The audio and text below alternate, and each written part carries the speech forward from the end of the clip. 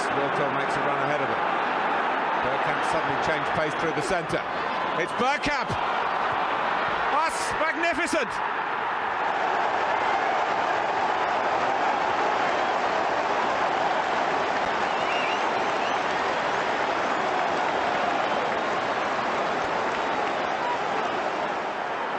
The move, and then this, which left Dabi's ass totally stranded. Hello, dear listeners and viewers, and of course, people doing nothing, or neither. And welcome to Bergkamp Wonderland. Today we are doing a kind of 90s remix of three wonderful podcasts all at the same time. We have top right, we've got Mike from Not Another Arsenal podcast, personally one of my absolute favourites. It's you shouldn't miss it. Him and three people that know very little about football. They don't know anything, and every week he tries to school them, but it doesn't always work out well.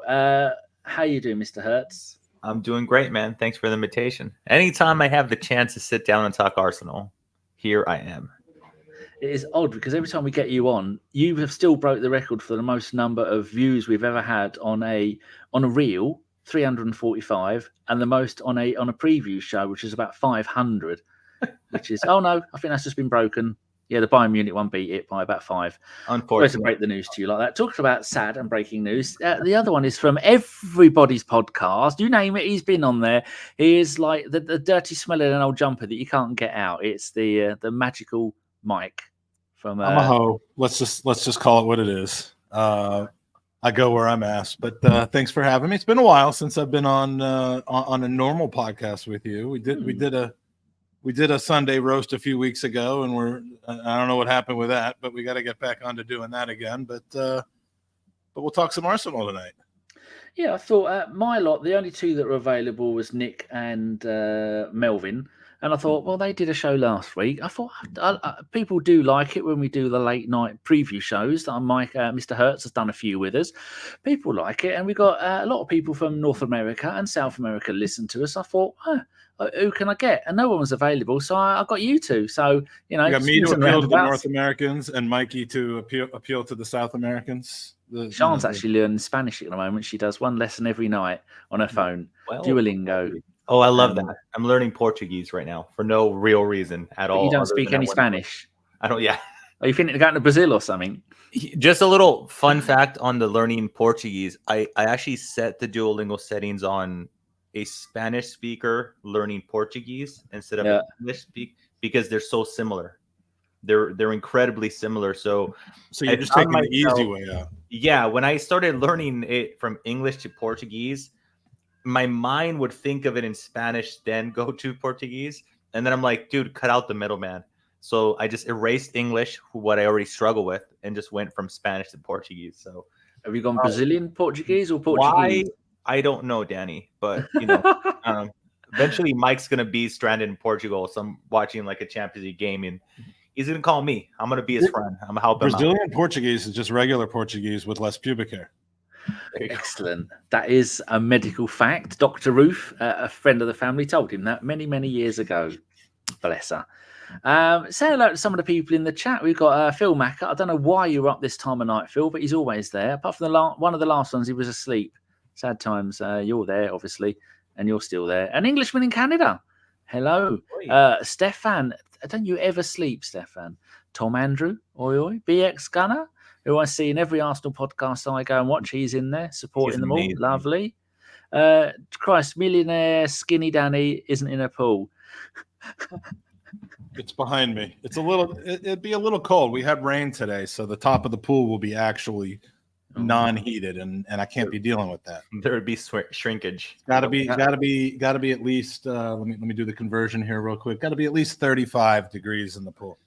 It was actually, I went today about 10:30. I went out the front of mine just to open the door and go. And I do that every night, just going a few breaths of fresh air. Then I quickly rush back. It's 18 degrees out there. And there was a little warm breeze. I thought, this must be what it's like to have a camp in a tent in the back of Mike's garden if I'm not being eaten by alligators. Great days. That's what this cage keeps me. It keeps me in. It keeps them out. I'm not sure which is more important. I'd take the risk. I'd be a man about it and just get on with it. I'd say, come at me, you toothy swines. I nearly said fuckers then. That'd be good. That'd have got us demonetized. Yeah. How do we feel about the Champions League thing? Other Mike, top Mike. I'll call you Mr. Hertz, Mr. Feinberg. Easy for everyone. Mr. Hertz, how do you feel about the Champions League? Because I'm quite happy with that result. Oh, you're happy. See, I was hoping we're going to talk about Liverpool loss versus Atalanta today. That's where the real banter is. I can't be in tears. I was told this was an in-depth breakdown of the Atalanta game. And Yes. we've been lied to, Mike. We've been lied to. I'm less confident than I initially was when we first drew Bayern Munich. I was like, oh, we got this in the bag. There's no two ways about it. Blood bank guaranteed. Arsenal are going to smash them at home and keep the composure and see it through in Germany. But unfortunately, things unraveled quick. Now, defensively, I hate to say, Danny, that the occasion was too big, because I feel like that's like the easiest thing to say, because it's the first time we're in the quarterfinals since 14 years, I think now. Yeah. But I was surprised at the lack of composure some of our key players showed. So it's very unfortunate. All in all, without the away goal rule, which I am actually pro, it's pretty much 0-0. Yeah, I'm a big fan of the away goal. I really liked it. So I was pretty bummed out. I knew there was one out there. There was one out there. Yes, there's always Danny. one. There's always one. So We found the away goal rule fan. yes, but unfortunately, or fortunately, should I say, it doesn't apply this time around. So we're not as in deep in crap as we would be in a few years ago. So optimistic that moving forward, we could still cause fear and score goals, but our defense versus their offense seemed equally as shaky. So I'm a little concerned about that, but it does need to be said that Coleman is semi-healthy, so no guarantee he's going to be able to start. Gnabry has a hamstring, and Davies will be missing. So those are three pretty big features for them. So fingers crossed, man. I am hoping for a semi-final so I could get my heart broken there. Mr. Feinberg, you're no stranger to a semi. How are you feeling about that?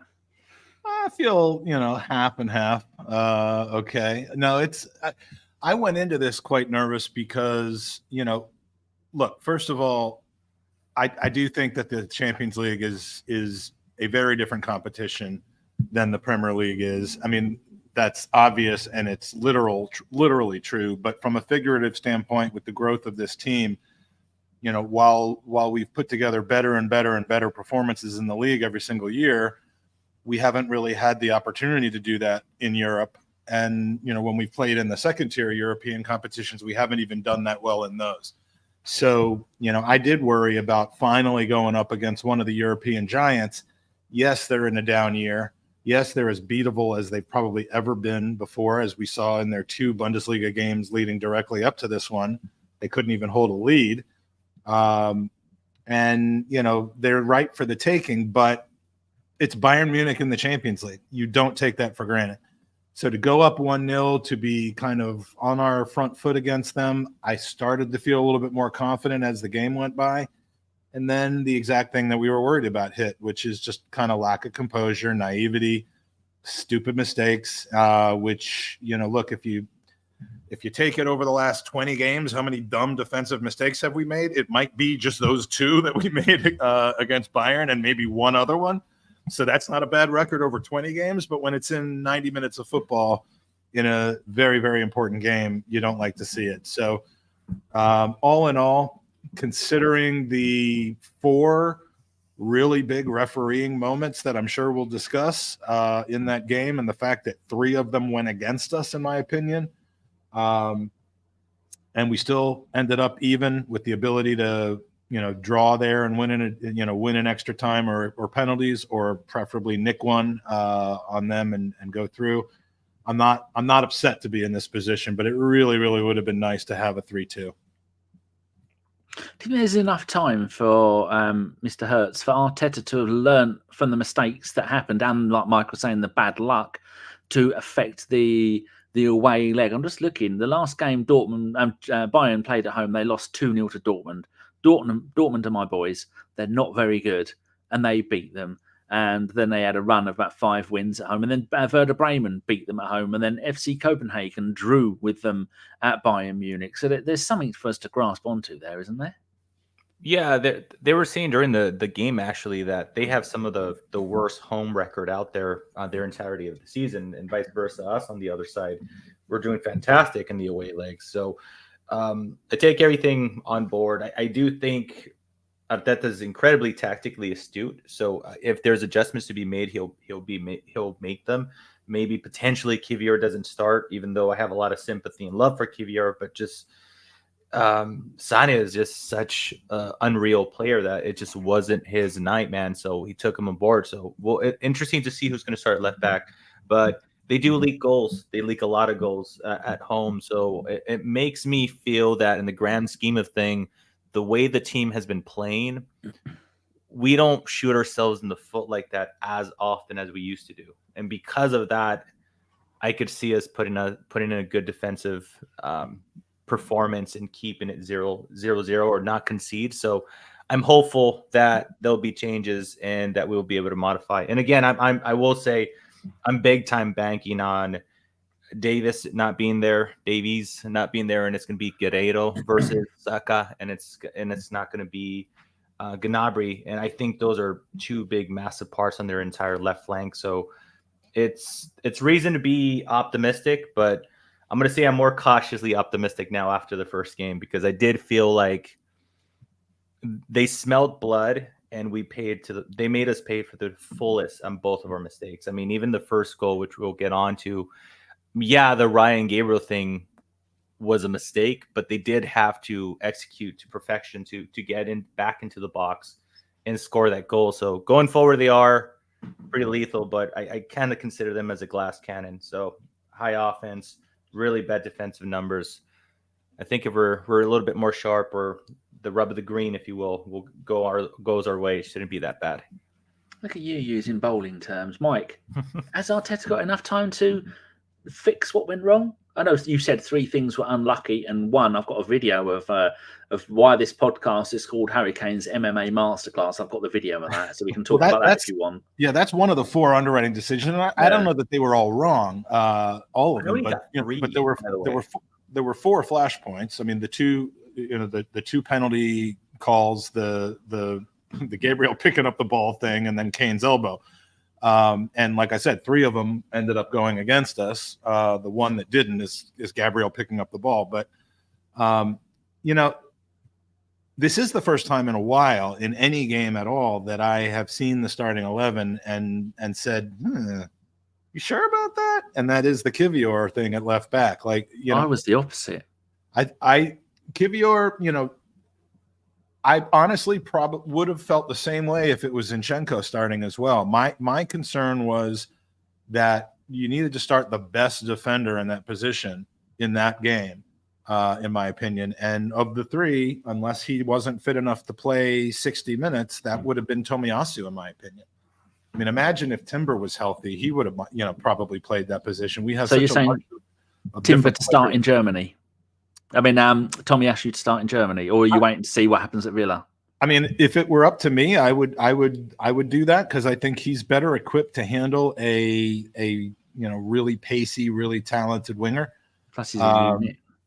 But Tomiyasu's pocketed Salah multiple occasions, so you got plenty of proof to back that opinion too, Mike. Yeah, and you don't know that, what the trainers were telling him about his fitness or all that. I mean, but we've seen him in games. I thought he would have been the right person to start at left back. And there's a shout for potentially having played Gabriel Jesus for his experience in that game. He did make a massive difference when he came on. He did, and it's easy to say when someone comes on like Trossard and Jesus that that they should start the next game. I don't always agree with that. I've been claiming all year that, I like Trossard coming on in the 65th minute. Like, would I love for his 25 minutes that he plays every game to be replicated over 90? Sure, but I'm not sure that it would. So, like, sometimes you want some people on reserve in the bench. And if you have Martinelli and the ability to bring Trossard on for him against an exhausted right back, you do it, and it works out to perfection. And Trossard seems very happy with that role. So, there are some people that I'd like to see as subs, but Kiwior to me in a Champions League game, he's the guy you bring on when you're protecting a lead, like we used to bring on El Neni or somebody like that. And so that was really my only scratching my head point.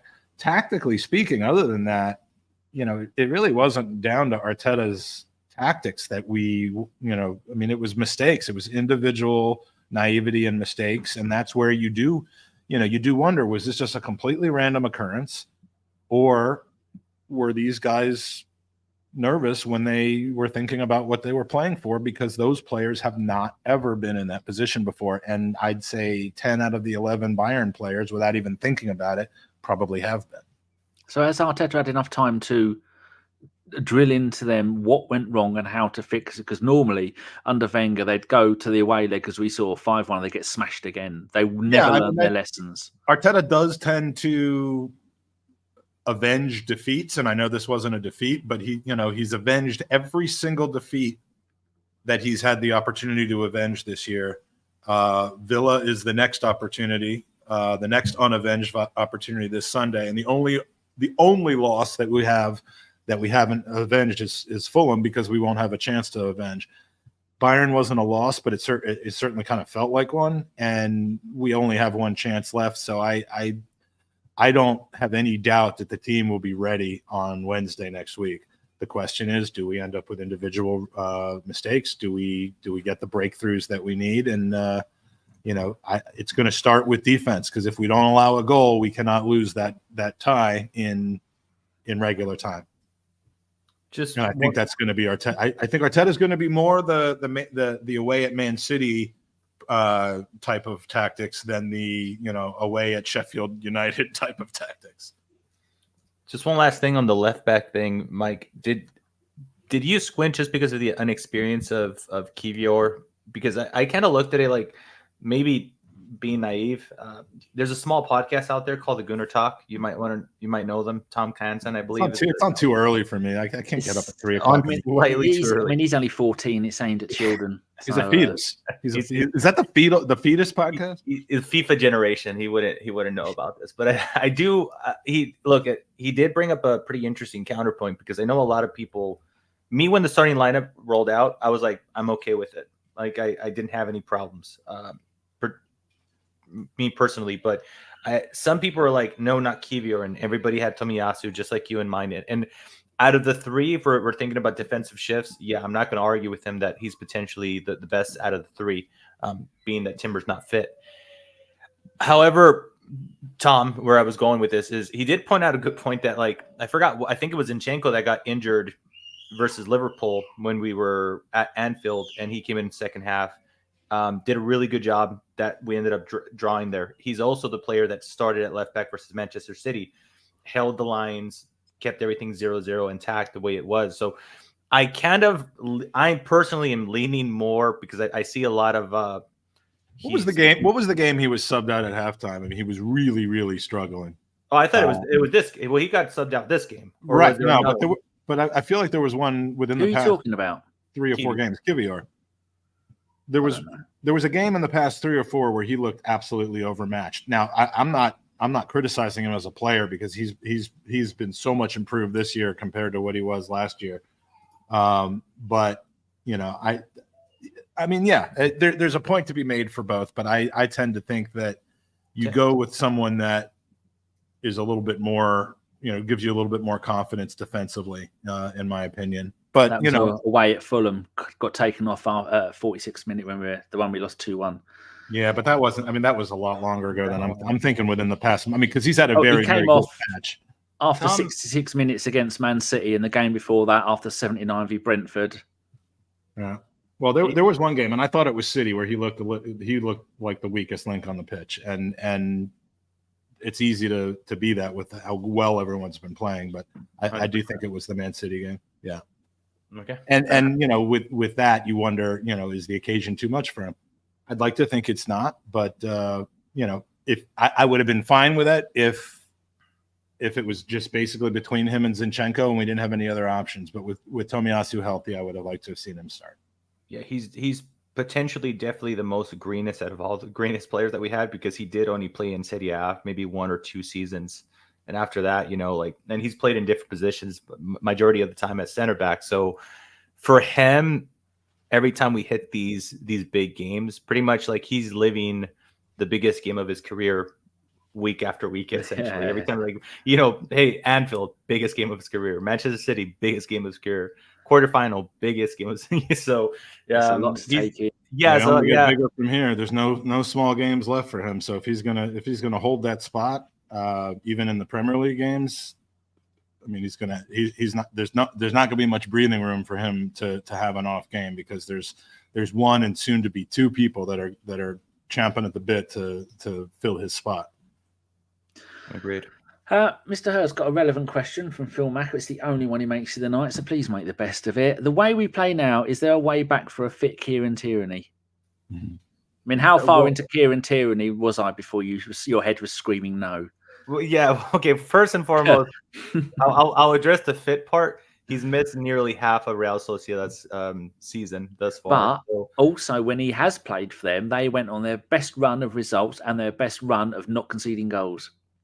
Okay, I was trying to take the more political way. No, I don't think he's no, man, I just don't think so. Because even Kiwior, even though he's not the one that's inverting, so to say, because Ben White's been taking the mantle off of or the responsibility off of Kiwior, since we don't have Zinchenko most of the time.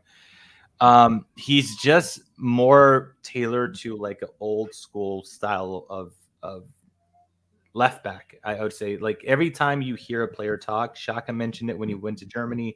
There's a lot of players saying that the information that provides you with going into these games is just a massive amount of information that you need to take in.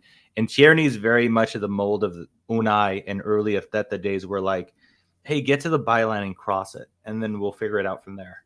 And now when Ben White or Martinelli, for the most part on the left side, they don't just cross it in. They cut into the box and selectively pick and choose where that ball is going. So he's more of as long as I make it back to the byline and whoop that ball in, I've done my job. And I just don't see him at his age, and I know he's mid-20s, probably just completely changing. It's kind of who he's been his entirety of his career. So yeah, I don't think there's a way back, man. I think the hope for Arsenal was him going to Real Sociedad, very similar to Balogun. There you go.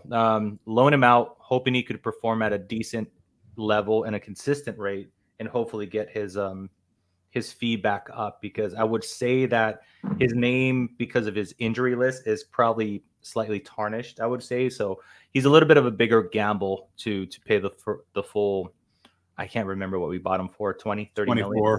24. So at this rate, with the amount of injuries he's had, if you said we get 24 back, I would consider it slightly good business. I don't know if you disagree with that, Mike. No, I would agree with that 100%. If we can get 24 back from him, and there was discussion last summer of selling him to Newcastle for, and then the argument was, what's fair? Is 20 fair? Do we hold Newcastle for 45 because it's a rival, quote unquote? How did that turn out? Yeah, I mean, at this point, he's damaged goods. He just can't stay healthy wherever he goes. When you leave Arsenal and you still can't stay healthy, that's a sign that you're injury prone, because anyone comes to Arsenal, they get hurt. That's just part and parcel of coming to Arsenal. But yeah, when you leave and you're still getting hurt, that's not good for you. I don't think there's a way back for him. It's just it more so even because of the dynamic where, and I always said he's probably great in the dressing room. He's a great team guy. I mean, you got to love him running around in shorts and short sleeves in the middle of the winter. He seems like he would be not a problem like a lot of other players that we've had in the dressing room. He would be part of this Arteta revolution, but there's just been enough of a freeze out there that you don't think that they could really move forward from that. So I think it's one of those respectful, let's not just go anywhere you want because we don't want you anymore type of situations. But I mean, we've got left backs. We've got Timber coming back. We've got Tomiyasu who can play left or right back. Timber, who can play left or right back, Zinchenko, and Kiwior. I mean, there's no room for him.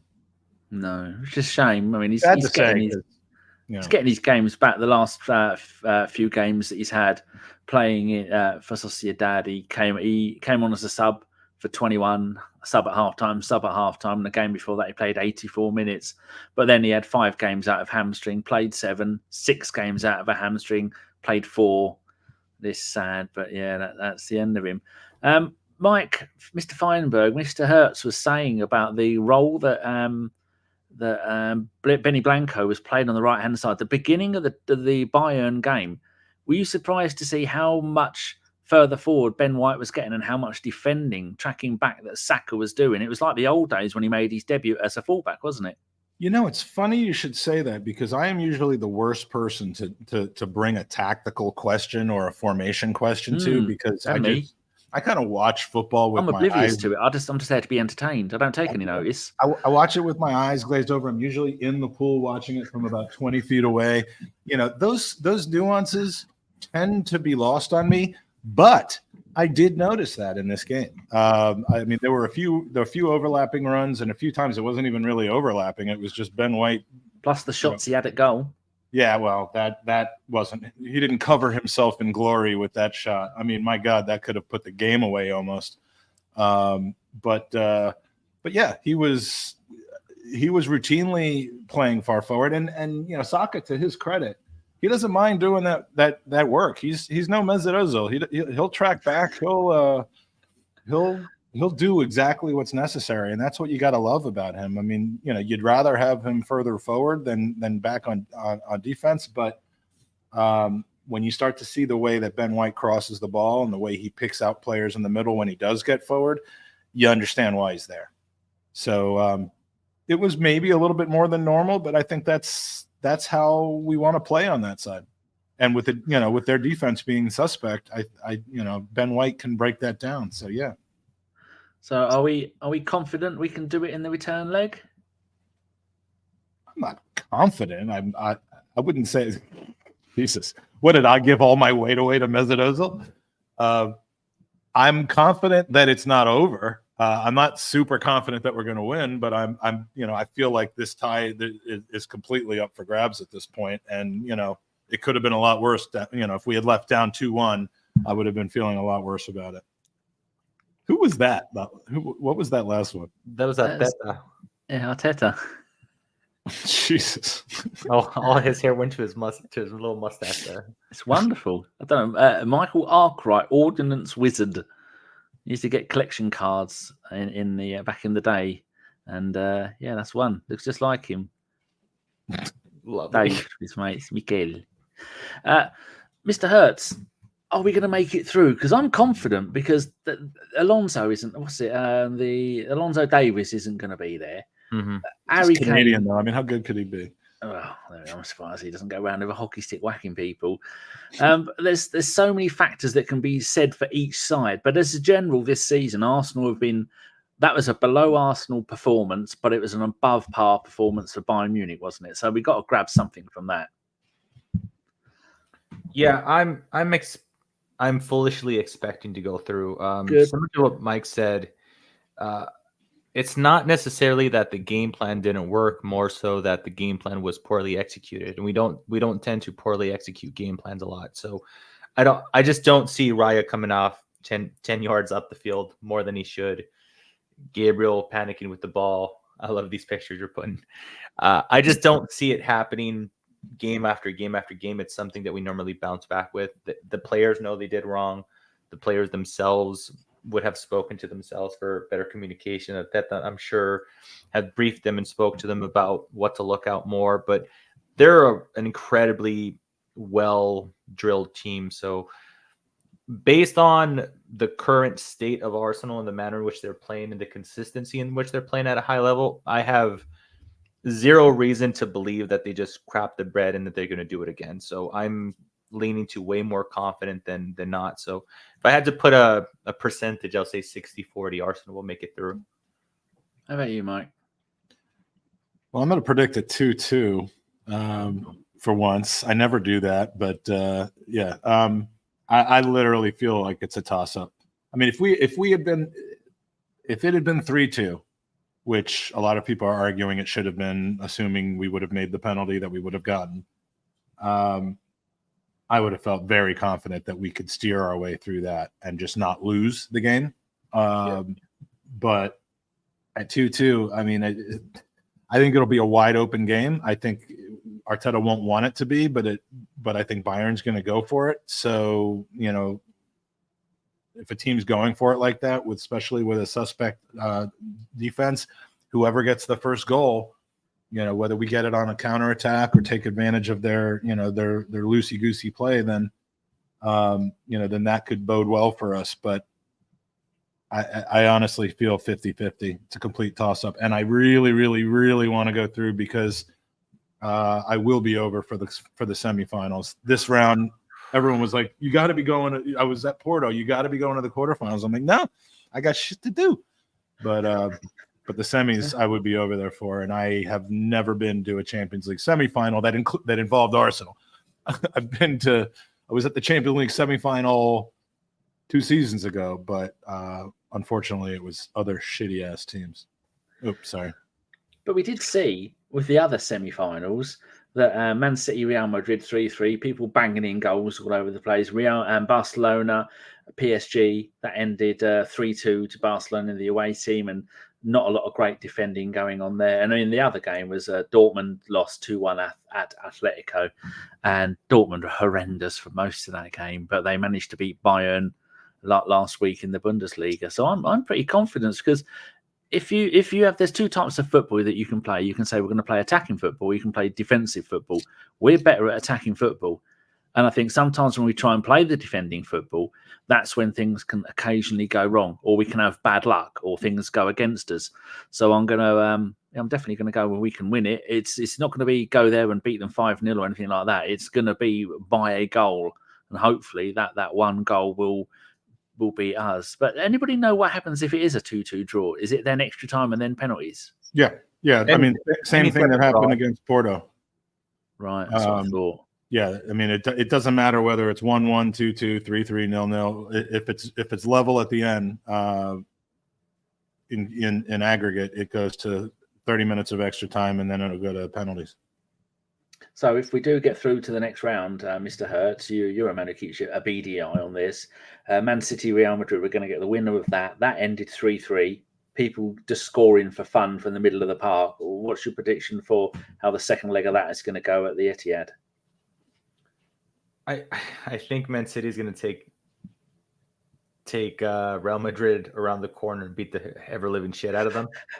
That was the game I was at a couple of years ago, the semifinal where the second leg, they dismantled Real Madrid. I think it was 4-1 or 5-1 or something. I mean, it was absolutely ridiculous. And then I looked behind me and around me, and all the Man City fans were politely clapping that they had made the Champions League final, which made me want to it actually made me want to throw shit at them.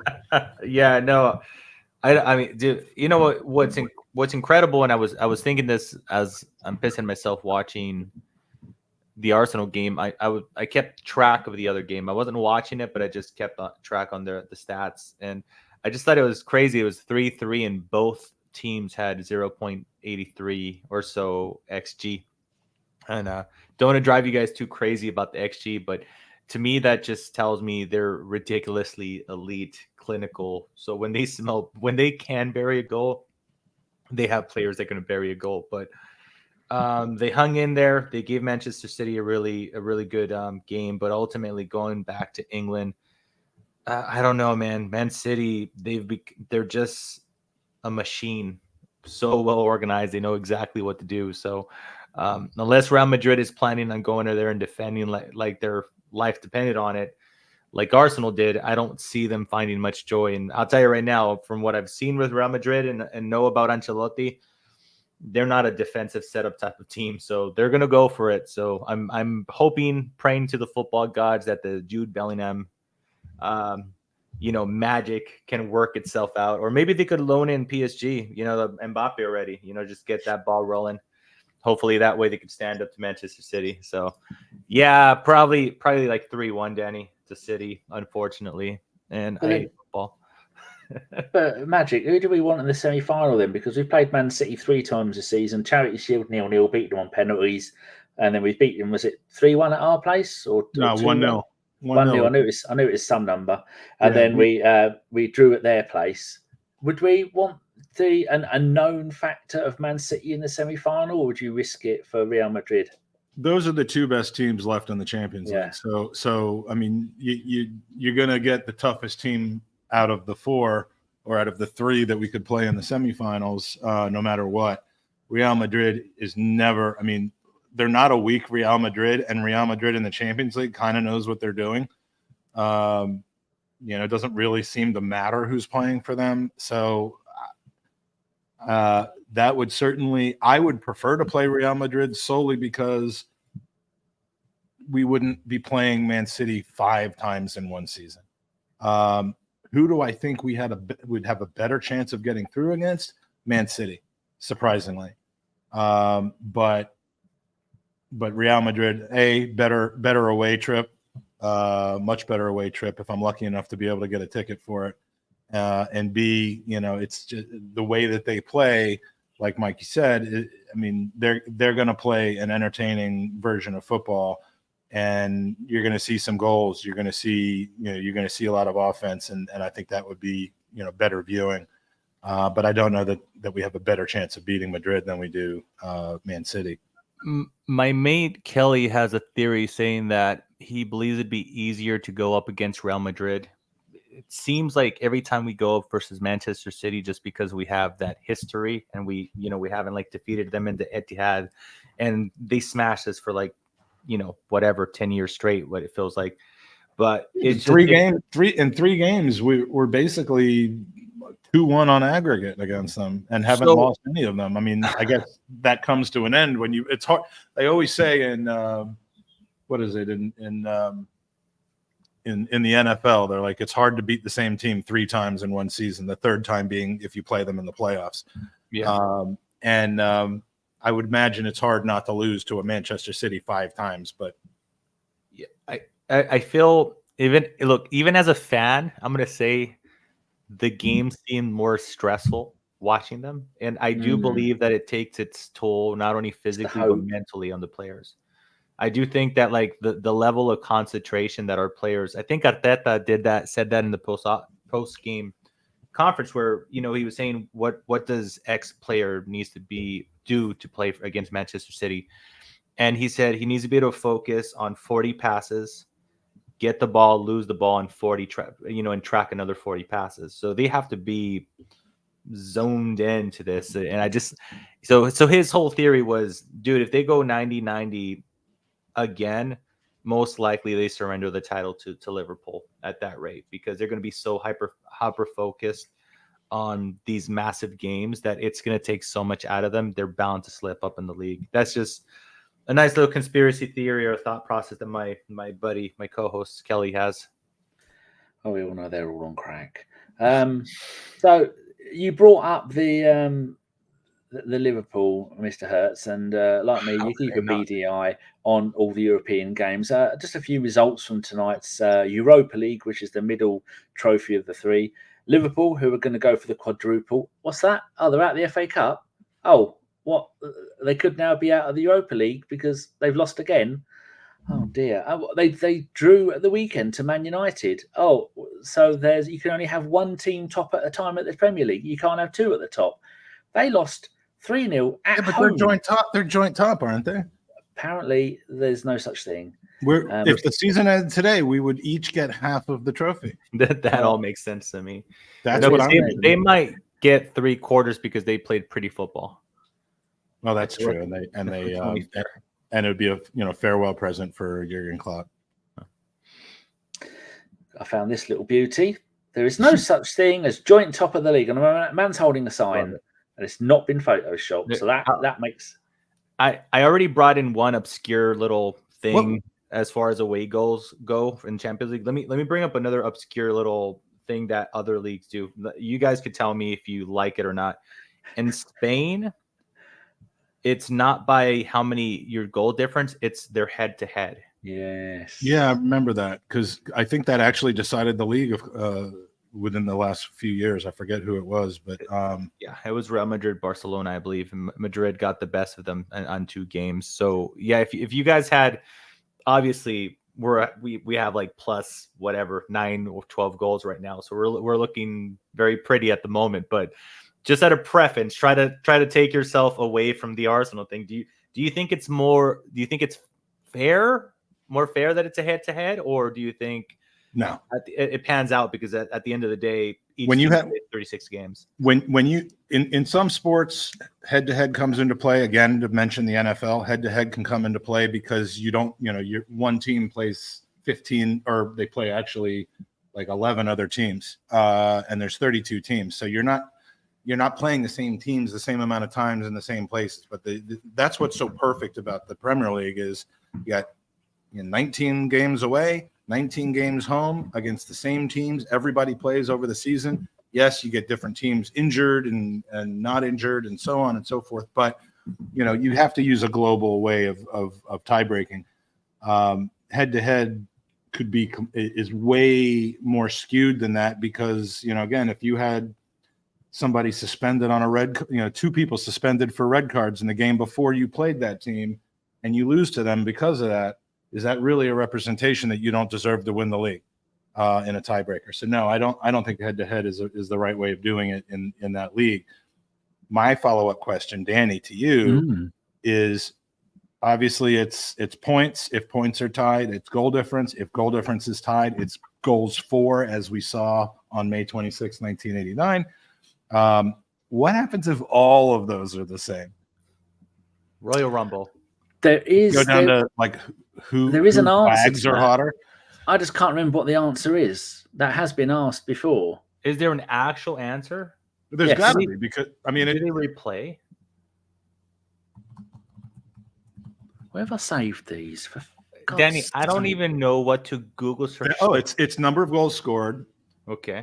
Then the team who collected the most points in the head-to-head. So head-to-head is the 4th tiebreaker rather than being the first one. It does all come in, but I don't remember what the final. It may be something as stupid as flip of a coin, or is it? No, it's a game, isn't it? They play each other. Well, it's most points in the head-to-head. So if they each won one, then it's who scored the most away goals in the head-to-head, and if that's tied, then has this ever happened in the history of the game? Well, no. I mean, the closest that it ever happened, I think, in top flight English football was Anfield '89, which went down to the 3rd tiebreaker of goals for. And what happened? But it will be a game. If they're all tied, it will be a game to decide the title. You're kidding. It'll go full American. That's unbelievable. They would actually play a game to decide the title. It'd be. Imagine getting like the scramble to get tickets for that. Yeah, but it would be played in Dubai, wouldn't it? Thing, right? Oh, I'm sure it would be played in Dubai. Like, can you imagine the season is over, some wacky thing happens, and all of those things end up level, and Undertaker comes out with Well, it can't, can it? Because there's only 3 teams that are going to win the league, and we've beaten Liverpool and drawn with them. We drew and beat Man City, so it's never going to happen. This season, if it came down to that, somehow we would end up with the tiebreaker. But like, just in general, if it came down to that, and they had to schedule another game, figure out who was going to get all the. Would that game be at Wembley? No, in the FA, no. They would look at it and try and make a massive amount of money. And if it's at they Wembley, play it at SoFi Stadium. Yeah, if they said Wembley, they'd go, well, Arsenal got the advantage because it's a London game. Yeah, that's playing at Wembley is the advantage to nobody because it's in the middle of it. So they do it at the one in Cardiff. Milton Keynes. Oh, Cardiff. Fucking hell, another shithole. We'll do it in Cricklewood. Yeah, another shithole. So yeah, it's not all over in the league because I remember saying, but the podcast last week, Man United will get points off of Liverpool in that game, and Man United were unlucky not to get all 3 points out of that game. So at the moment, all we have to do is win 8 games, and the title is ours. Because then we were ahead of goal difference by about 8, I think. If we win every game, then Liverpool's not going to catch us in goal difference. But tonight they lost. Liverpool have to win 3-0 per, right? Essentially, if we win 1-0 per. Yeah, well, then they would overtake us. But that's just, that's just not going to happen. But tonight, man, it was Liverpool. I also don't think we're going to win all 8 games, but that's a different conversation. 7 more games. Hey, 7 more games, Mike. So now totally believe it. Oh, 7? Okay, that's easy. Yes, done. Every game it gets 1 game less. So should we take anything, Mike? It just cannot. It cannot be. It cannot come down to that Manchester United away game because I will be in Benidorm with Owen and his Irish friends at his stag do, sitting there miserable that I'm not at the game if that's the one where we end up winning the league. Yeah, but they hate Liverpool more than they hate anything else. They hate them more than they hate Man City. And if they can help us, I'm sure Man United will help us win the league. I'm sure they will. No, but I mean, when we play them the second to last week of the season. That's what I mean. They'll let us win. I know. And if I'm not at that game, I'm going to be. You're saying because you're going to be there. Okay. I'm going to be in England, but then I'm taking that particular weekend. Owen chose for his stag do. Is that like stag do is a bachelor party? Okay, thank you. I talk American to the Mexican. Okay, do you guys have any hope that Spurs is going to do something at the end of the season to stop Chelsea? To stop City? Sorry. God, we're going to have to root for them, aren't we? We're going to have to root for them, yes. I wonder whether those hard, proper gentlemen who, you ain't an Arsenal supporter if you root for Spurs on any occasion, no matter what is going on. I'm like, you know what? I like to think I'm as proper as the next person is when it comes to supporting Arsenal and hating Spurs. But, if we give away the league because not that it's up to us, but if we don't win the league because Spurs, if I'm not going to be rooting for Spurs to lose against Manchester City in that game. Nor am I. I mean, you can't do because we want to win the title. I mean, I don't care if they beat them 12-0. If it helps us win the title, congratulations. If it was between us getting 3rd or 4th place, or even 4th or 5th place, that was kind of recently a situation. Like, do you root for Spurs if it knocks us out of the Champions League? That's even debatable. I wouldn't root against them in that situation if it directly impacted that. But if we are neck and neck with two other teams and they're playing one of them and they're like 25 points behind us in the table, goddamn, I'll stand on a basketball. Well, Danny, speaking about Spurs, are we going to talk about the Harry Kane elbow? I've got a bit of trivia here for you first of all. Magic, I don't expect you to. Mike, you won. So, do you know who this is, Magic? Oh shit! I hate when people do this because that's during my dark period. He's Scottish. Shoot, he's not ringing a bell for me. This person was mentioned on the preview show that me and Mr. Hertz did, and he thought I was joking about his name. Oh, Dickoff, yeah. I've heard of him. I just wouldn't have. I wouldn't have been able to place the face with the name. Dickoff. And I didn't expect you to know because he didn't really play much for Arsenal. But he has the feat that our last game was against. We played Luton, Man City, and who was the other one he played for? Luton, Man City, and Brighton. All 3 of those games. Last 3 preview shows, he played for all 3 teams in a row. I don't think that's ever happened before. I will knock him up an award for that. But that was quite strange. But he didn't go to Villa, did he? I don't think he did. No. It was a very nice bloke. And then he scored the goal for Man City in the playoff that got them out of the 3rd tier of English football. So it's his fault. Man City are where they are now. Mr. Hertz, you were saying, are we going to talk about what? Oh, the Harry. Yes, got it here. How can anybody? There was somebody watching our podcast with me and Deke the other day, and he said he was I think it was a coach or a referee, one of the two, and he said this was not a foul by Harry Kane. Wasn't a foul? Yeah. Not a foul, not a yellow card, not a red card, wasn't even a foul. Harry didn't know he was there, and you can quite clearly see Harry looks left and then gives him the elbow. Oh, don't play it again. There you go. Yeah, gentlemen, we'll talk about that referee guy from ESPN, Dale Johnson, I think. Yeah. So he comes out with some of the most ridiculous ways. Who was it that got blocked by him in our in our Twitter? My buddy Chris. My buddy Chris, because he called him a clown. Christian, right? Yeah. Chris is the gift that keeps on giving when a rival team loses or somebody justifies a ref. He's the gift. He's the person you want to follow on Twitter because he comes across as he's like, and I know he's in the chat. Jared and Chris remind me of each other in the sense that they both they're the normal person on each of their respective podcasts. Baby faces happens, but they can both go there though. Yeah. They can go there when it's needed. So Dale Johnson, what he was saying is like when VAR was reviewing it, they were going to look at his hand and if it was clinched, because clinched elbow seems to be more aggressive, but his hand is open, so it can't mean an elbow. But I don't, like I said, even watching it live, that makes a little bit of sense to me, but I wouldn't treat it as a black and white rule though. I mean, like it doesn't. Well, we'll talk about that. Yeah, like your hands open and you know, so if your hands open and you go with tremendous amount of force and you look first, that's okay. But if your fist is clenched and you just just that shouldn't be the only factor that determines whether it was violent or not. You could go full rock, open hand. That's fine. Exactly. Open hand, you're fine. Yeah, no, it's kind of very similar to what they used to justify the Guimaraes one. I forgot who he followed. Yeah. But it's ridiculous, man. Like, you don't even have to watch it in slow motion to see that. And here's the thing, by the way, speaking about, and I'm going to bring up history and reputations of players when we're discussing the Saka thing. We know, the world of football knows what Harry Kane is. The world of football knows that there you go. He does things like this. He undercuts players. The world of football knows this.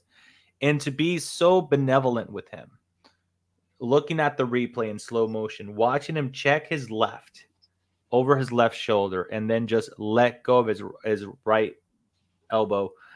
It's ridiculous, dude. And by the way, I don't understand the language of he's been cautioned over, I forgot what it was, the aggression or something. And I'm like, I don't understand. Like, was he aggressive? Was he purposefully aggressive towards an opponent? Yes. That's a foul. That's intentional. Like, I don't understand how they could word F themselves into a corner and justify a yellow card. I'm baffled that wasn't a red card. It is. It's amazing, and the fact they're not even going to go and look at it. I mean, the referee gave so much stuff away in the game anyway. I'm just looking through the photos here. We've got the one that's where Saka's going to score his goal, which means not enough has been made about the way that Saka took that, ran through them, and then placed it in the goal. It was an unbelievable finish. I jumped out of the pool when he scored that. I made the hugest splash and splash mountain. Yeah, it was. There was just water flying everywhere. And other fluids, but yeah, where he gets the ball, and the fact that he puts the ball into the side netting, essentially the inside netting, which is unstoppable. You just can't. You can't predict what's going to happen next with this guy. When he's playing well, and he did on Wednesday, he's unstoppable. That was Arjen Robben-esque plus some. We don't talk about Arjen Robben in the presence of Mexicans. Thank you. Hashtag no era penal.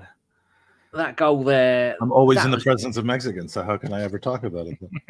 The dozens of Raya's game. You two, they're having a moment together. Look at them chucking it away like a couple of little children. Danny, just real quick, because you mentioned they didn't go and check it. In Champions, I'm not 100% sure, but in Champions League, they never call the main ref over to look at the screen. It's all done in the background. So in England, we would potentially see it, but in Champions League, it's whatever the VAR panel says. The ref gives them a few seconds, and that's what they roll with. So the main guy. The main match official was never going to have the opportunity to watch it himself. So it was just, he's at the the will of the panel. You're talking about history. Did you know that in the old days it used to be 2 points for a win? No, Mike did. Yeah. Huh? Up until the mid 80s, until the early 80s, it was 2 points for a win. I was going to know that, Danny. Hold on. And in Italy did it for even longer than we did. 2 points a win. There you go. Huh? That's insane. Was the draw still one? Yeah. And back in the day, there has been different ways of winning the league. Sometimes it was on points per game or goals per game. That was another one rather than goal difference. That was teams have lost out on the league on that back in the olden days. I just want to talk about this man here, Mr. Hertz, Raya in the middle. When you look at his placement for the build up to their goal, what the hell is he doing? He had a terrible game, didn't he? Yeah, I don't know, caught between two minds. I don't know if there was a lack of communication. And neither of them know about football. Neither. Yeah, I was baffled to see him. Now, I put myself in this weird camp that I'm a big fan of Gabriel, and maybe potentially my own bias. I get a little bit more defensive with him, and I'm well aware that there's a group of the fan base, maybe less so now than at the beginning of the season, where they're like, no, we're Raya till we die because that chose him over Ramsdale, and that's what we're going with. I saw a lot of views where after what Raya did, I saw a lot of comments like Gabriel should have done better with the ball. And he couldn't. That's my theory, Danny. I'm like, you could. So two things. Gabriel. What's he going to do? Keep you uppies until Raya's back in goal. Gabriel clearly in possession of the ball is looking at Raya, begging him to back up. And Raya is not backing up, giving him space for the traditional normal back pass. You should just kick the ball out to touch. Look, maybe he would have pissed that out at that moment, but 100%, like if you're in a split second, if you're truly panicking, he tried to get clever and play it into transition and start off play with Kiwior, and unfortunately that pass got intercepted. So maybe if you're not feeling super confident, just boot it. We've seen, I think Ben White just booted before. I don't think there's that much of an issue, but yeah, I don't know, man. Raya, he got caught wanting to do too much is my theory. Again, the bright side about this is it's not something that he does often. So I'm sure he's got a sturdy talking to. I'm sure it won't be something that we'll see again anytime soon. But yeah, as Phil Maka said in the live chat, brain fart from Raya part. Yeah. How about your thoughts, Mike? Yeah, I mean, I chalk it up to a moment of madness. I mean, we've seen those from our keepers in the past. We've seen who was it that handled the ball like 40 yards from the goal? I only found out about that. I thought you were going to say that the penalty they should have had. We're going to come to that after this goalkeeper thing. No, but was it Leno that did that? Like it was against like Olympiacos or something. It was, I forget what game it was, but he was way out of the box and he handled it like duh. And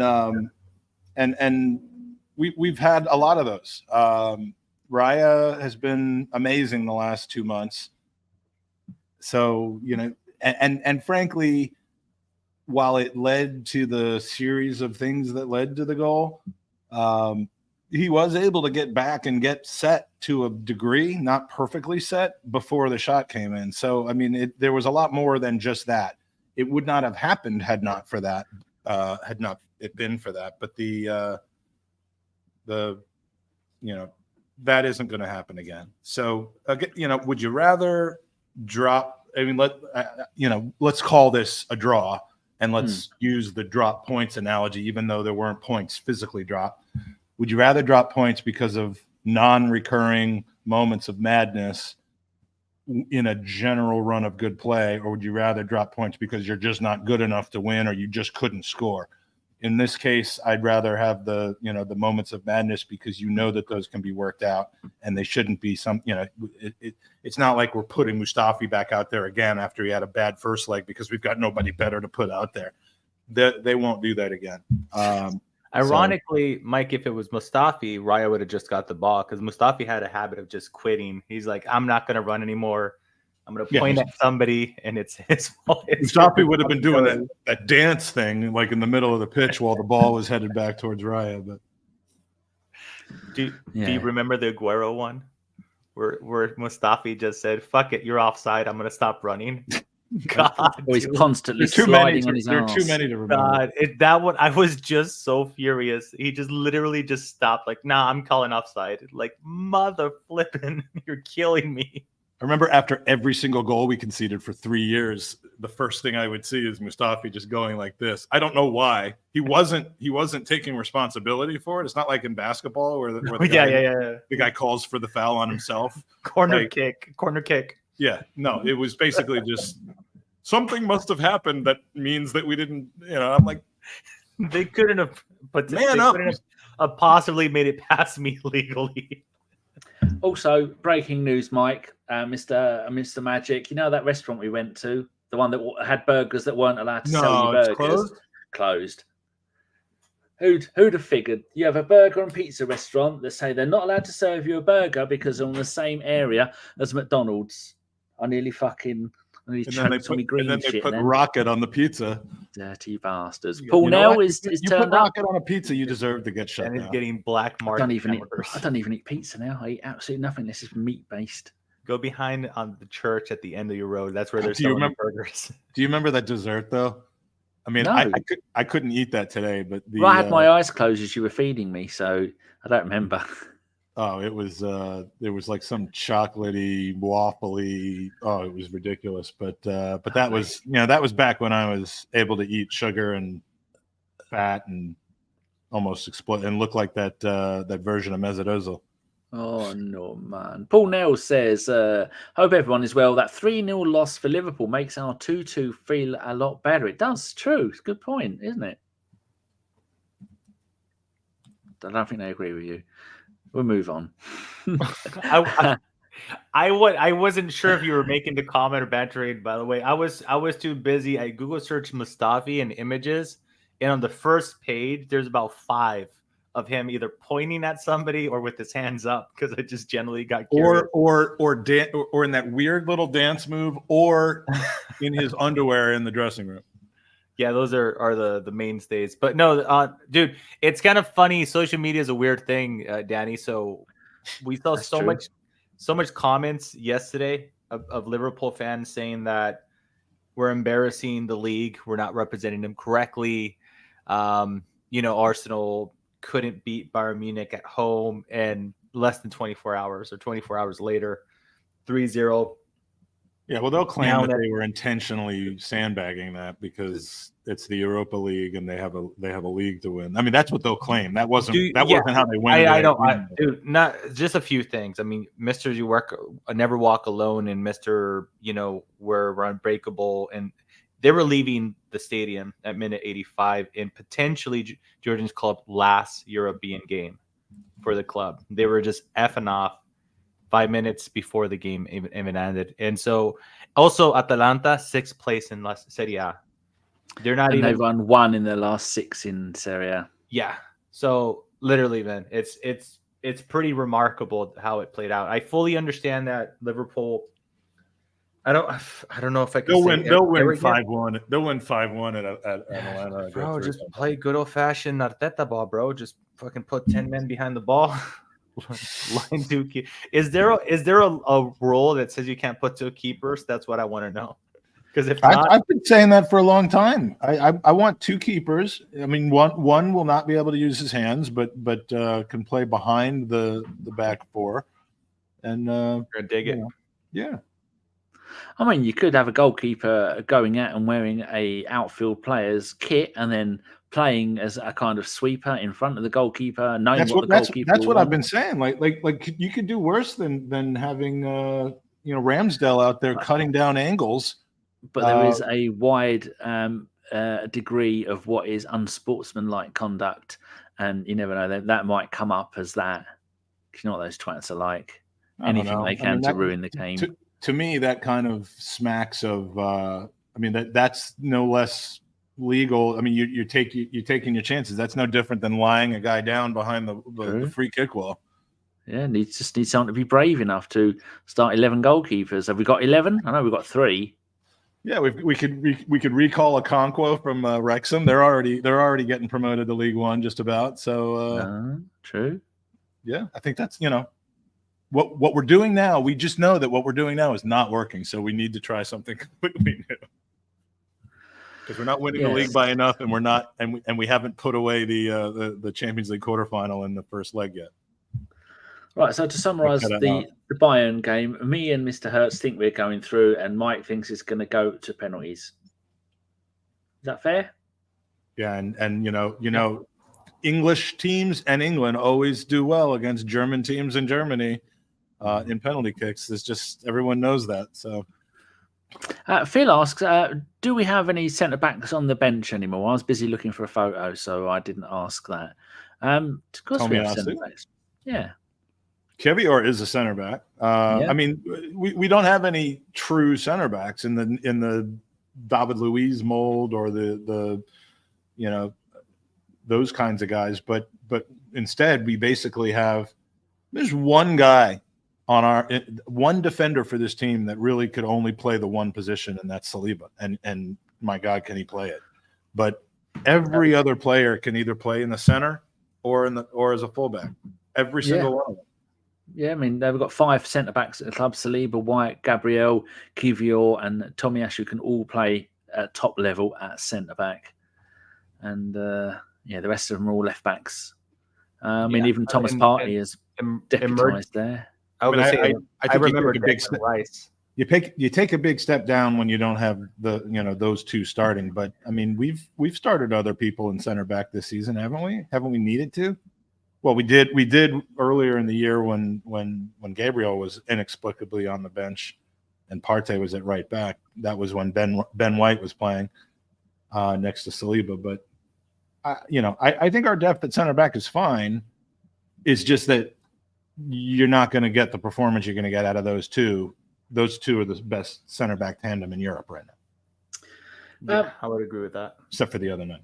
Before the pod started, boys and girls, mums and dads, cats and dogs, we were talking about the mighty Bayer Leverkusen with a certain Granit Xhaka, one of my favourite Arsenal players of recent years. In the Bundesliga, played 28, drawn 24, won 24, drawn 4, lost none. They went through to the German FA Cup final. They won all 5 of their games there. Tonight, they absolutely smashed West Ham. Mike, Mr. Hertz, what was the number of shots at goal? 33 shots total, 15 on target, I believe. And versus West Ham, 1 shot, 1 on target. And they scored only twice, Leverkusen? Yeah. So what's his name? Fabianski must have had a huge game. Or Areola. Which one was it? That's a good question. I don't know. I mean, 13 saves? Yeah, again, I'm sorry, XG reference, second one of the game. 13 shots on target. Their XG for the 13 was 2.8.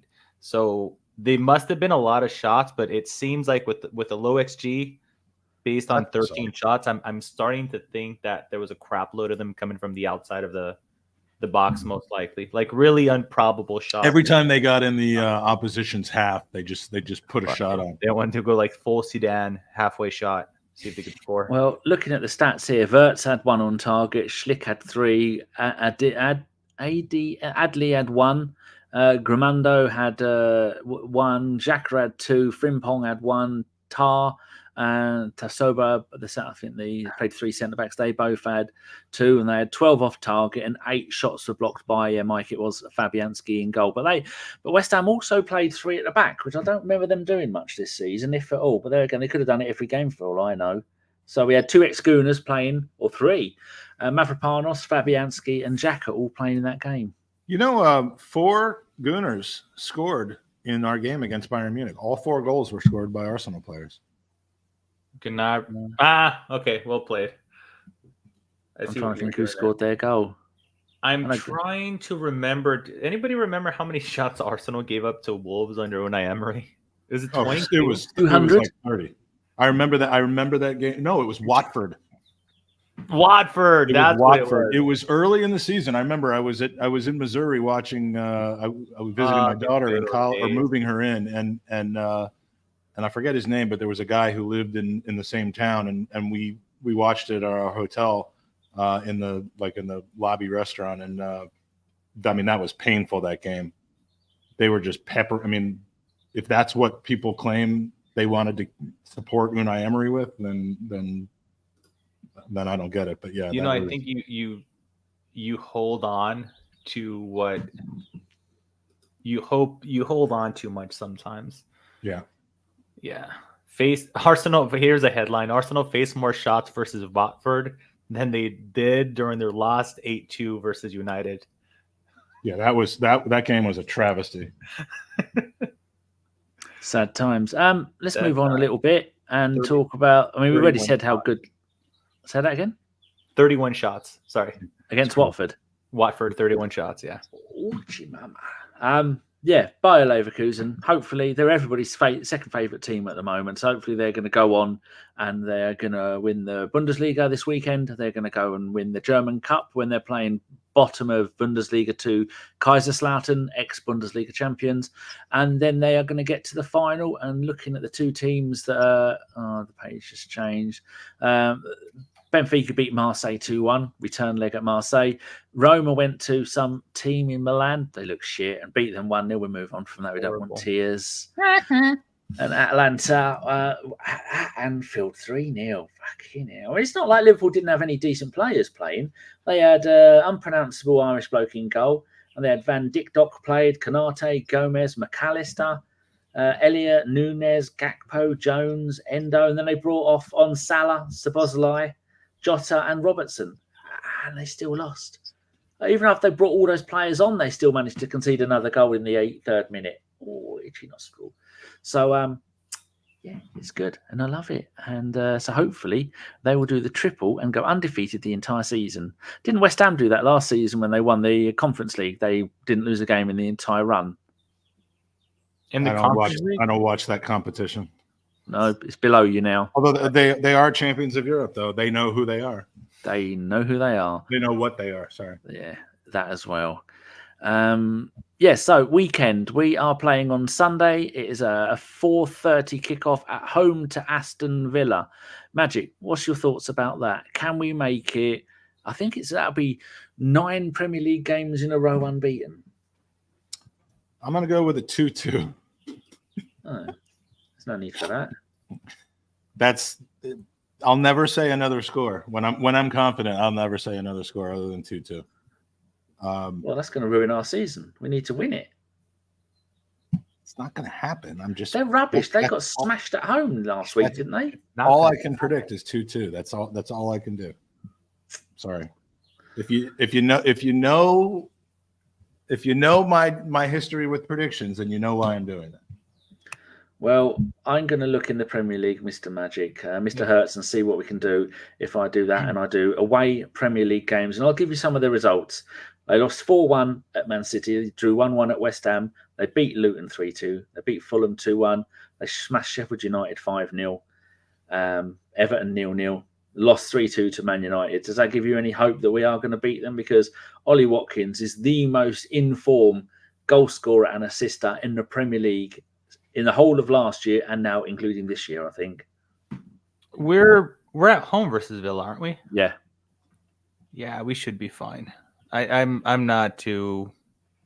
I'm more looking towards the mental block that is United, and the form goes out the window versus Spurs. I was relatively relaxed for the Brighton game. I know that tension is starting to build up a little bit. A lot of the online discourse, it's like the sky was falling. And then I Google searched the result, and we were 1-0 up with 1 shot conceded versus Brighton. But for the most part, I think Arteta has a really good game plan to go up against local teams in England. I don't know what it is in Europe. He hasn't managed to win a home game yet, but I don't see it, man. I think they've pocketed Haaland before multiple times, and I take what you're saying that Watkins is on form, but Unai Emery, similar to Ange over there at Spurs, tends to play suicide ball, and they're very adventurous. So I think they're going to leave plenty of spaces for wingers to find some joy. So I'm I'm going to go. Well, Mikey goes with the 2-2, so I'll just go with the 2-0. Remember 5 weeks ago, exact same position, but one round earlier in the Champions League, in between the two Porto games. Now we're in between the two Bayern games. And we had a home game against a lesser opponent. And I was screaming from the mountaintops. I'm like, I feel confident about us avenging Porto. What I worry about is us struggling and slipping on a banana peel against Brentford. And that game was nearly a drop point situation. I mean, Kai won it in the 86th minute right in front of us, which was amazing. But you know, the only thing that makes me feel differently about this game is Brentford went into that game to play anti-football. The ball was out of play for more than half the game. They were kicking, and I don't know that Unai Emery at Aston Villa takes that same approach. They should, but I'm not sure that they will. But it's more just the eyes on Europe on Wednesday. Relatively easy game at home, although Villa's never really easy, but like it's more just will they all be there and be sharp on Sunday than it is. I don't think that we can beat Villa. That's not why I'm predicting a draw. I'm predicting a draw purely on superstitious grounds. That's the only reason. But Villa also played their full strength team today in the Conference League.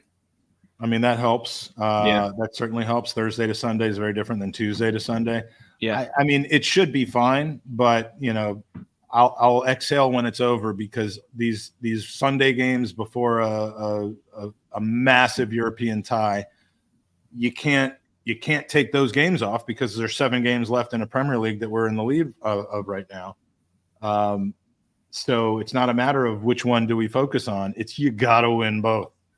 And that's not something that we had in our experience gaining season of last season, where we kind of, you know, ran out of steam and didn't pace ourselves properly. Now I think we're in a much better position mentally and physically, but we've got these 2 games back to back that are going to be real tough. So, Paul asked a question about us. We'll be together at the game in LA against who are we playing? United? Sure. I have no idea. You bought the ticket. I'm just showing up to the event. You shelled $300 over to me and you don't even know what it's for? Oh, is there a game? I thought that was a fan event that I paid you for. That was an autograph signing for me to you got the special co-podcaster discount. But I'll be in Philly, and then both of us will be in LA. It's $300 for one ticket. It was close to that. For what? It's Danny, I'm telling you how I thought it was. I'm not going to say funny, but it was so bizarre for me when like Bundesliga had this massive protest saying 20 is plenty. Yeah. And they were like saying that. I kid you not, Danny, my season tickets to the San Jose Earthquakes are probably comparable to one game. Yeah, it's insane. It's at the what they do to American fans, and soccer's only catching up, Danny. I don't know what a Champions League final ticket costs, but I could tell you that I went to one of potentially 4 finals in the World Series for baseball, and my single ticket up and all the flipping way up was $1,400 just to be at the World Series. So what they do to fans, and you start talking about American football, my God, some of those tickets are like 10 grand, if not more, depending on the city they are. So it's insane. It's bullshit is what it is. I wouldn't pay that for a season ticket, let alone for one game, especially when it could be 7 World Series games. It's the amount of money they're making. Absolutely ridiculous. A whole lot of moolah. You might say he doesn't know who the Las Vegas game will be. So the Aston Villa game, I think we're going to win it, because it's going to be they are away to Lille on the Thursday. We are away to Bayern Munich on the Wednesday. We have got a bigger squad and a stronger squad, but we've got a more important game. So it's going to be hard to know, to be able to predict the starting 11 for each side. But knowing Mikel, he is going to try and push everybody to play both games. And from our history with Emery, I'd say that he's going to drop players like he did when we played teams and try and that's why we failed under him, because remember that Europa League run, he sacrificed the league to try and win the Europa League, and ended up, not to win the league, to get Champions League, and he ended up shitting the bed in both occasions. So I expect him to do the same thing, and hopefully that'll be a win for us, because yes, Antumi put something in here earlier. That was about the game that he thinks that Unai's going to have to rotate. I think he will indeed. Right. Anybody got any questions in the chat? I doubt it very much, because no one ever really does. It says there's 14 of you watching, and still the Twitter count is out, because it says there's 217 watching on Twitter. There's not. There's one, and that's me. Me and Master Gunner. While the chat gets in questions, if they are going to ask the questions, Arsblog brought up this point when they were discussing the Gabriel handball. It said that calling that a penalty would be akin to Robin van Persie's yellow card versus Barcelona. It's failing to use common sense. The opponent team didn't have anything to gain, and it's really just that particular moment, the ref looking at it black and white and say, sorry, those are the rules. So, something that somebody highlighted actually on Twitter, and leave it up to Twitter detectives, is we actually do that a lot. He came up with a clip. It was a tweet, and we did that like in 3 or 4 separate occasions in the league. Now, in those separate occasions, I couldn't tell you if there was a whistle, but it's clearly like Raya gives it to Gabriel. Gabriel grabs it with his hands. Mind you, side note, I don't understand why footballers have the habit of grabbing things with their hands. Like he gave it to you on the ground. Why do you feel the need to pick it up? But that's besides the point. But Gabriel grabs it with his hands, puts it down, passes it to Raya, and Raya starts off the play. We've actually done that a number of times in the league. So I don't know. It's something that's always kind of gone under the spotlight because nobody really calls it out. And I know the TV coverage in America, they didn't like, everybody was confused to why TNT didn't mention it in this country either. Not at all. And matter of fact, again, given that small podcast, just it's plugged because I want them to do well. The Gunnar Talk, he asked Eric Dyer, I believe, about the Arsenal penalty, and Dyer responded with, hey, what about our penalty? And Tom was legitimately like, what penalty? And every journalist in that room was unaware of the penalty that they were talking about. So this is kind of something that came up more after the game. And it was more highlighted because the Bayern Munich players started talking about it so much. So, Mike, common sense or black and white rules? How do you view this?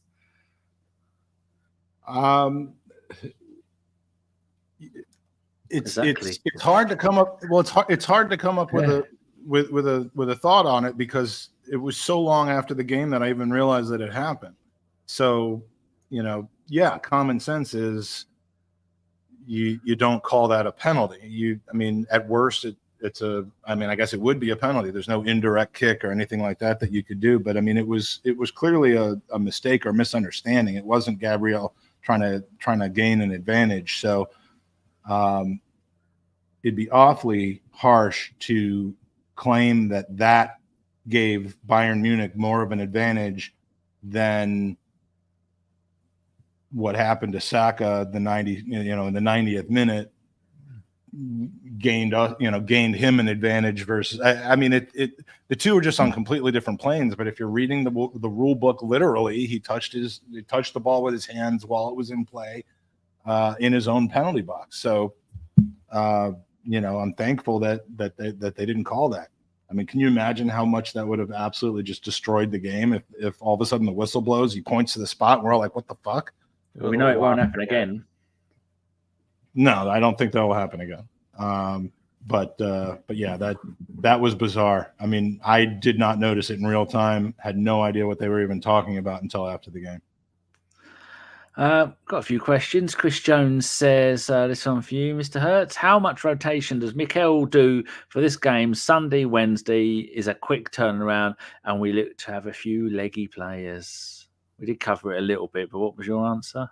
At home versus Villa, I venture to say Partey and Smith Rowe could weasel themselves into the starting lineup. Was that no? I think Eddie's Ramsdale. I think his credit Eddie's credit in the bank has officially disappeared, bankrupt. I believe. Yeah. And I don't every game right now is so important that I don't think that he would go that deep into rotation. He comes in the 85th minute of a three or more goal lead. Yeah. So and I'll say this, man, Arteta's a really massive believer that elite players play week in, week out. So I can tell you that I don't expect heavy rotation. I think the Luton at home was a special type of situation, and not only Luton suffering at the bottom of the table, but they also had some ridiculous number, like 13, 16 injured players. So we were playing at 465 injured players. 465 confirmed, 465 injured players. So that was like a unicorn moment for us in the season. But if I'm thinking about Bayern Munich, I'm thinking about more match fitness and where we could get away with getting certain players certain minutes. So I'm hoping to see Tomiyasu potentially start, Partey potentially start, and Smith Rowe. So I have zero hopes that Saka and Martinelli are not starting that game. Ben White started, our center back started. Ramsdale, I can't remember him. We're not playing against Brentford, so it's gonna be Raya. I mean that's the unfortunate destiny of Aaron Ramsdale, is to be sold to Newcastle. I guess I don't know. I don't see him sticking around.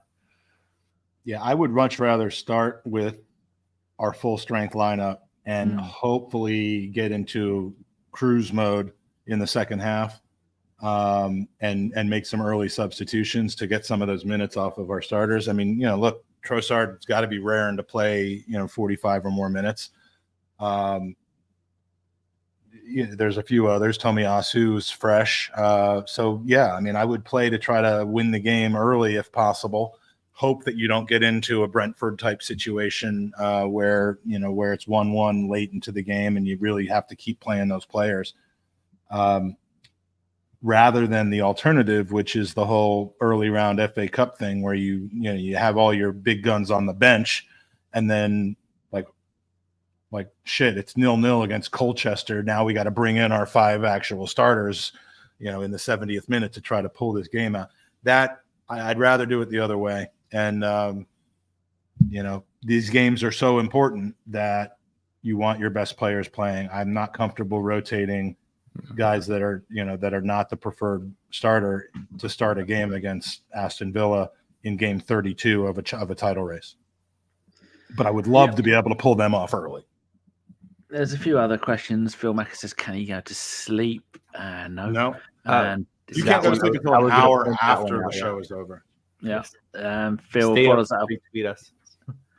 that up with, do you agree Partey had a stinker when he came on, just isn't game ready? I think it's going to be a few of those. Most people said he weren't going to make it back for the season. So when you've been out that long, you ain't going to get back to game match fitness for quite a while. Might not even manage it this season. Who else? Paul Nell said, how much would you change the lineup? I think they've just covered that lot. And he also says, just Zinni coming in Sunday, would you make major changes? Well, there you go. There was your answer to that. And Phil's a little bit heartbroken about Rami. Well, I think that's it. That's almost an hour and a half. I think you're getting your money's worth there, people.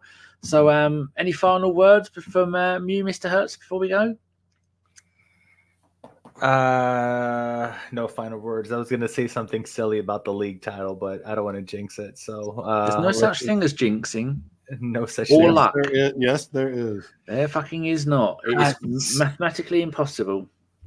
Sit back and enjoy the ride. I know it's incredibly difficult because we start every single game saying it's the most important game of the season because we're at the tail end of the season. So try to relax, try to enjoy the game, try to enjoy the occasion. The title will eventually come in the next year, if not this year. Just enjoy the game, Gooners. Relax and enjoy it. Take it in strides. And where can people find you if they like the cut of your jib? The cut of my jib. I will Google search what that means. You could find us on Not Another Arsenal Podcast. Oh, no, I can't grow that to save my life. No, cut of your jib means it's a sailing term. How you trim your sails, I think. Sail. I'm all over my head right now. What was I talking about, Danny? Oh yeah, the podcast. Not Another Arsenal Podcast. 280 subscribers this far. We have been making strides towards 300 this season. Pretty happy about it. So if you're in the live chat, I recognize a lot of you in the live chat actually, but if any of you aren't subscribed, I would really appreciate you going over there, giving us a follow. We normally podcast around this time Tuesday nights, which is normally 2-3 o'clock in the morning over there in the UK, but catch us on replay if you will. Give us a chance. Just 4 Yanks talking about football. Once a week podcast. So we go long, normally 2 hours, but you won't get enough of us because it's only once a week. So not horrible. And I actually listen. So that means it's got to be good. It is really, really good. Like I've seen that podcast since the beginning, and it wasn't so good at the beginning, but then again, neither was ours. So we still haven't figured it. It's better than our podcast on the Gooners Pod. Those 4 are the chemistry and the humor is fantastic, and they also, unlike what you say, Danny, they do know quite a bit about football. So if you haven't watched it, watch it. Thank you to everyone in the chat, especially those of you who are up until weird hours in the night watching this. It was good to see you, Phil. Good to see you, Paul, and obviously Bill BX. Always good to see you. So thank you for joining us. We had an off day for the new pod that I've been doing from Highbury to the Grove, but we'll be back next Thursday with another podcast featuring an ex-Arsenal cult hero and former player for the club. So that can be caught on the Gooners podcast or on Highbury Squad. Perry Groves, then maybe, possibly. He's in my Rolodex. Might be. Casually. He's in my Rolodex. Oh, here we go. Si's turned up. Si, just go and click on that link and go and subscribe to Mike's channel if you haven't already. And Humi, you go and subscribe as well.